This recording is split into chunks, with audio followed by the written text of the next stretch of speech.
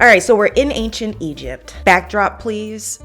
Badow. Ancient Egypt, time-wise, spans from roughly 3100 BCE, and its end is marked by the conquest of Egypt by Alexander the Great in 332 BCE. Now, this is roughly a 3,000-year period. This is a long-ass time. And throughout that long-ass time, what is considered to be acceptable cultural customs, norms, as well as knowledge, of course, changes over time. I mean, think about how different life was just 1,000 years ago from today. Good evening. Go back to your own country.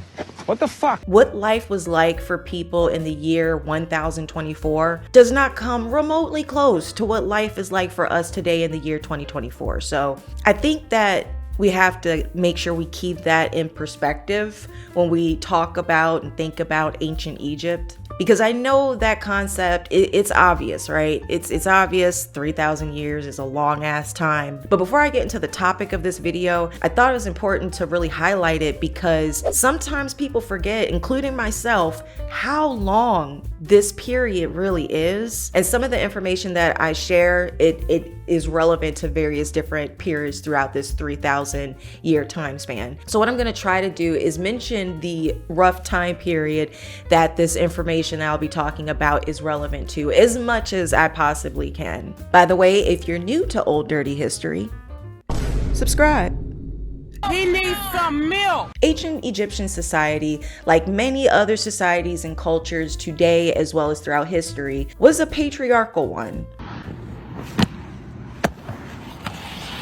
You might not like it, but this is what the peak male athletic form looks like, and there ain't a fucking thing you can do about it. Now, this doesn't mean that women had no rights. Honestly, life for ancient Egyptian women seemed a bit better compared to other places throughout time and even places today. But it was a patriarchal society nonetheless. When it came to marriage and family as a whole, what we call the nuclear family today seems to have been the ideal situation for people. Also, it wasn't uncommon for ancient Egyptians to marry at a really young age. Also not uncommon for various different cultures and places throughout history. But it's believed that boys on average married at around the age of 16 and 17, and girls could marry as young as 12 or 13. And this is obviously an estimate, it's not as cut and dry. There's other factors that came into play like socioeconomic status, time period across that huge 3,000 year span. But the belief behind the reason why people married so young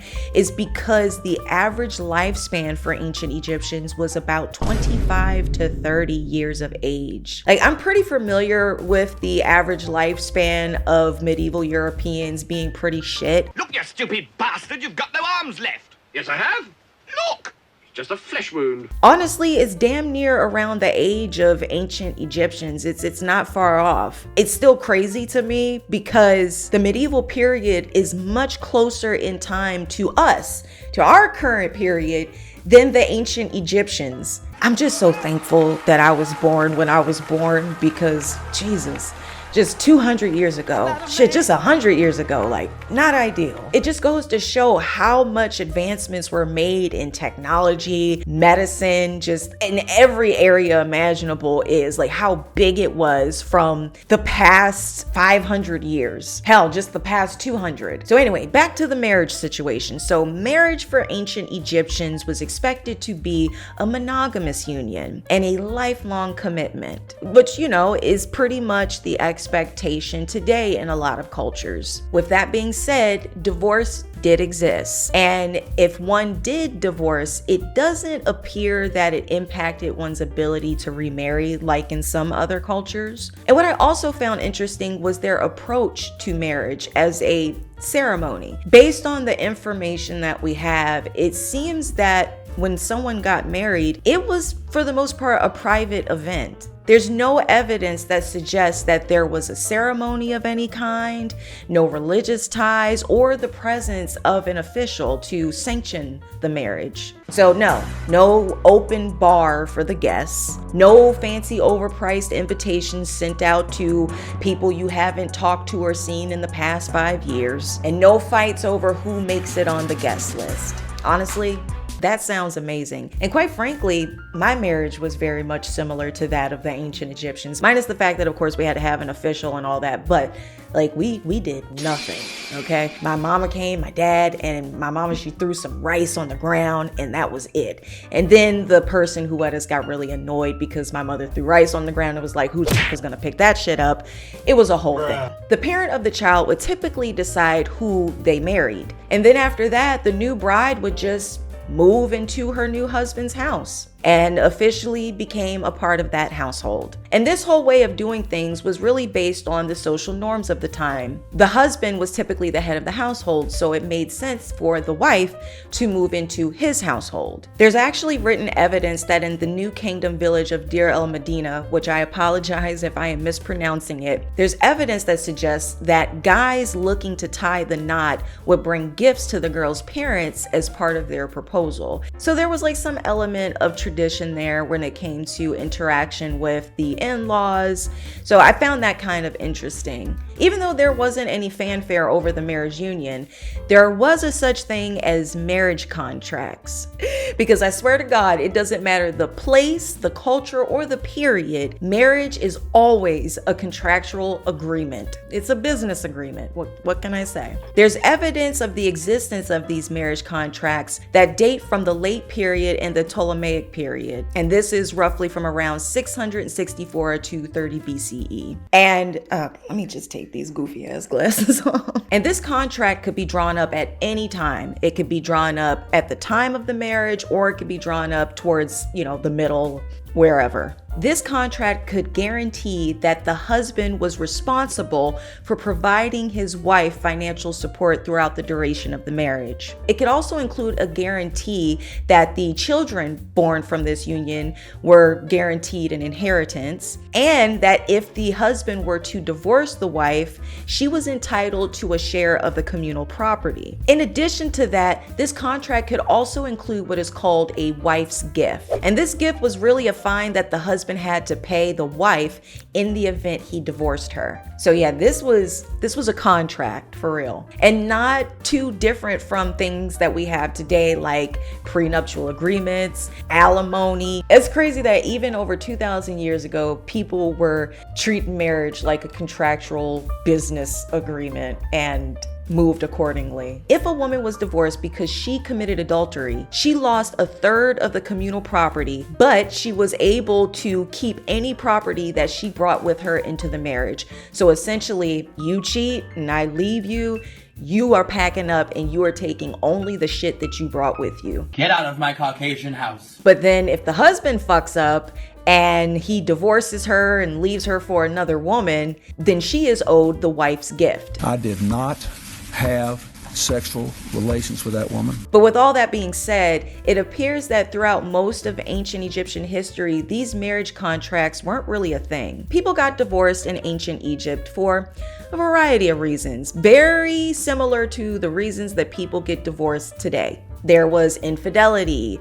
there could be domestic abuse, they could just be not getting along together, or they could decide to leave their spouse for another partner. I mean, some things throughout history just never change. Papyri was found at the late Middle Kingdom town of Lahoun that contains census information that provides some insight into how households worked. And it appears that women and girls who did not wed, they stayed with their parents or their brothers, and they did not have a household of their own. Now, with all that being said, we still don't have a clear understanding of the concept of marriage and divorce for ancient Egyptians. This was many years ago, and historians and archaeologists and other scholars are left to the interpretation of the things that were left behind that still exist that we can understand, and there isn't much found written evidence left behind, and most of it is relevant to the late period. So this is really mostly towards the end of the ancient Egyptian period. Now let's talk about marriage and family among royals, because the situation for everyday folks like me and you, or at least I'm assuming you're not a royal, but the norms and customs and the rules for royals in ancient Egypt was totally different from everyday people. For example, monogamy did not always apply to royals. The royal penis is clean, Your Highness. There were some exceptions, particularly among pharaohs, but it wasn't common, especially compared to some other ancient civilizations, but it did happen. Some pharaohs had multiple wives and consorts, and it's believed that Ramses II had over 200 wives and concubines. Like, how do you even deal with the upkeep? I really wonder what that dynamic was like, you know, that family dynamic. Over 200 women partners. Did they rotate every day? You know, was he with a different woman for 200 days straight? Don't leave your girl around me, true player for real. Pharaohs being able to have any number of wives may be due to a desire to increase the chances of having a family heir. To me personally, in my opinion, 200 seems a bit excessive. I mean, at that point, it may just be you, bruh. Need some milk. Now, in addition to polygamy, incest also was something that transpired within the royal families, particularly brother-sister marriages. And this only applies to royal families. This was not a thing amongst regular folks, okay? There's no evidence to suggest that this was practiced amongst normal non-royal families. And the reason for these brother-sister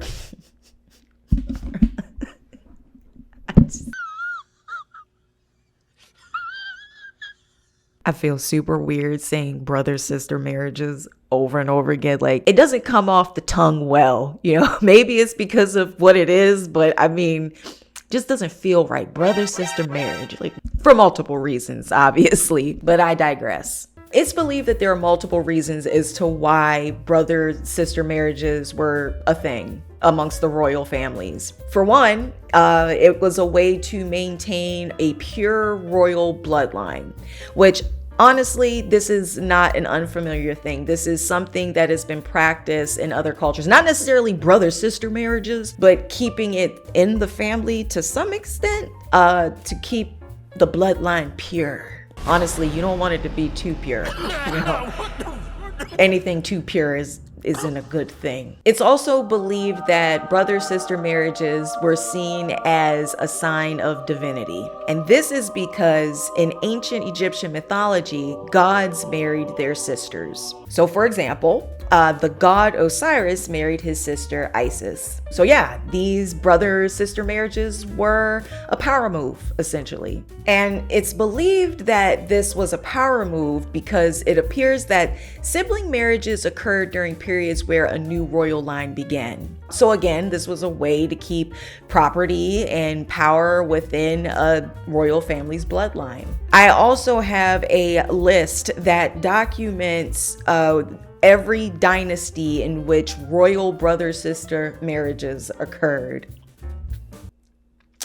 I don't know why I included this in my notes, but here you go in case you wanted to know every dynasty in which brother-sister marriages occurred. There was the 4th, the 11th, the 12th, the 17th, and the 18th dynasties. I'm not sure the frequency of the brother-sister unions, but they did exist during those periods, those dynasties. So the more you know.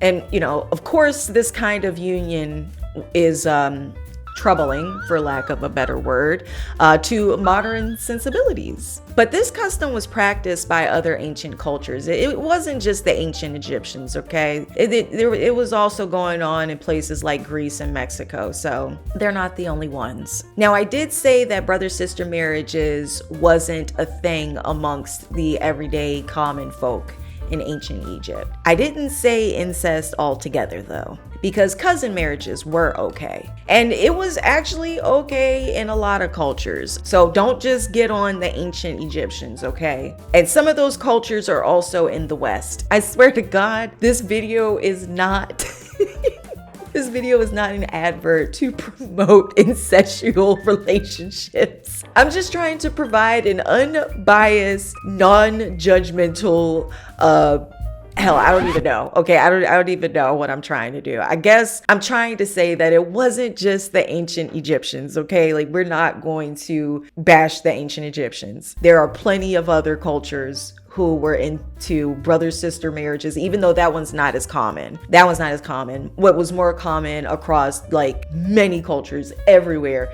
was more so like cousin marriages. I mean, you've seen the paintings of the royals that look all inbreded and stuff. So yeah, we know. Yeah, you know. Let's learn a little bit about what the household was like in ancient Egypt. Evidence was found that shows the average household size was 6 people, and families from higher socioeconomic status had servants that lived with them. And many households were multi-generational. So you had grandparents, you had parents, children, and aunts who all lived together. And the aunt thing wasn't surprising to me because remember, women and girls who did not marry, they were relegated to the household of their fathers or their brothers. So aunts also living in the household was not uncommon. But what I found really interesting is that the titles that we use today to identify family members like granddaughter or daughter wasn't something that was used amongst ancient Egyptians. And let me explain it. It wasn't as clear cut. So for example, there weren't titles used to identify family members by generation.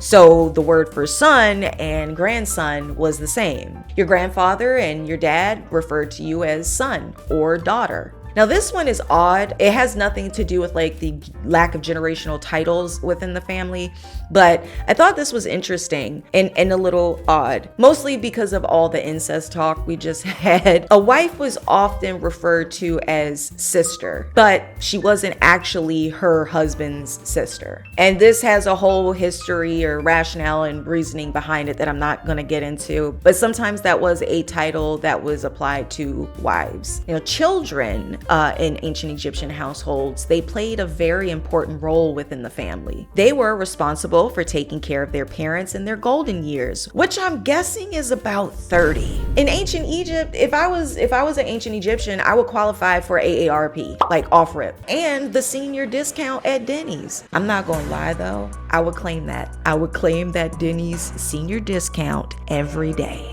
Children were also responsible for burying their parents, and it's believed that if they didn't, they risked forfeiting their inheritance. And it was super important for children to inherit their family's property so that it would remain within that family's bloodline. And actually, not only were sons able to inherit titles and property, but also jobs. It was actually common for jobs to stay in the family and be passed down to sons and nephews. If that ain't a form of job security, I don't know what else is. But that also sucks because what if that son or nephew wants to do something else? I'm not sure if it was required, like you gotta take this thing, because I imagine there must have been some level of pressure to do so, because this is part of a family inheritance. And so it might be that if this nephew or son didn't take that job on, then maybe that family forfeited that job. So I don't know, maybe there wasn't a choice. And if it was someone who didn't want to do that job, that sounds sucky. That sounds real shitty. Now,